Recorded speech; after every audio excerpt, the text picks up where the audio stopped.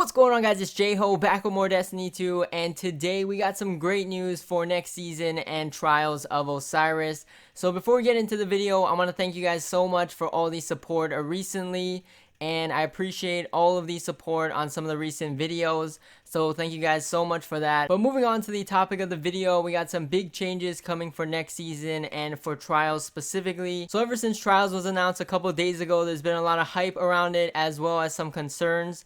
And one of the major concerns was around the power level advantages in Trials of Osiris. And one of the main things is because we have an artifact that gives you unlimited power. And for those people that grind a lot of XP, they definitely can reach some high power levels and gain some really significant advantages, especially further into the season. So we finally got some good news in regards to that, because that was one of the biggest concerns about Trials coming back. And we finally got confirmation from Luke Smith in a tweet today, and he said, "We will be disabling the artifact for power enabled PvP, which is Iron Banner and Trials, until we can implement a power cap feature. This cap will allow us to weave artifact and power pursuit together while preventing unbound power growth in PvP." So in my opinion, as well as a lot of others in the community, this is really good news, because this means that the power level advantages from the artifact will not have a high impact on the play in Trials of Osiris specifically. And so it's all going to come down to skill and being better than your opponents when you're going up against teams in Trials. So you're not going to get unfair advantages just because you grinded out a lot of bounties and stuff like that. So that's really good news. Moving on, we also got some changes to subclasses for next season as well. And so a lot of people are going to enjoy some of these changes also. So first up, we got some changes to the Warlock's handheld Supernova Grenade. So I know a lot of people have been complaining about this for a while now, and it is very overpowered. I think it's one of the most overpowered abilities we've ever seen in the history of Destiny. So now it's finally getting a tweak, and they listed some of the changes coming specifically to this ability. So here we go. We got increased activation time by 0.6 seconds. We got reduced hold time from 3.5 seconds to 2.5 seconds.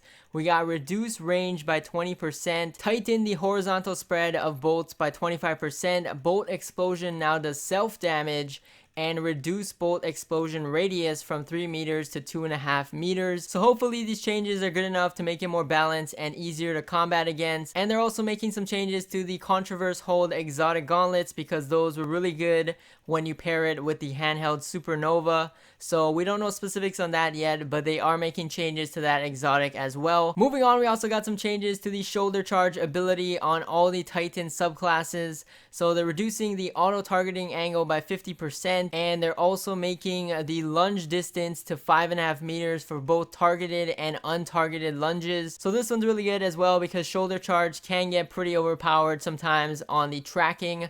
So hopefully this makes it a little bit more balanced also.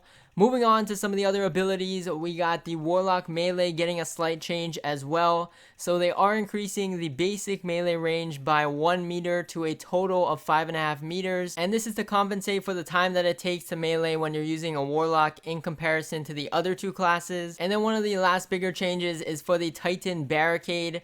So this one is actually going to be pretty strong in Trials, because it's easy to use it to res your teammates. And so they're making some adjustments to the barricade. They're increasing the health from 500 HP to 600 HP, but now you can use weapons and deal extra damage to barricades to take it down quicker. So if you're using snipers, grenade launchers, linear fusions, machine guns, trace rifles, or weapons with anti-barrier on it, then you'll do 30% extra damage to a barricade.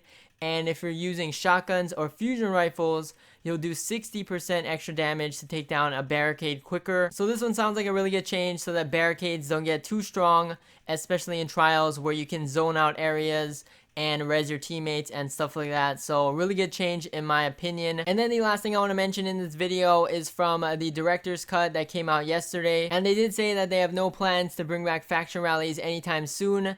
But there are going to be some faction rally armor and some of the weapons from the factions as well coming into the next season. So if you'd like some of those weapons or those armor, some of them are going to come back. So that's pretty exciting as well. But anyways, that's about it for this video. Thank you guys for watching. As always, stay tuned for more videos, and I will catch you guys in the next one. Peace!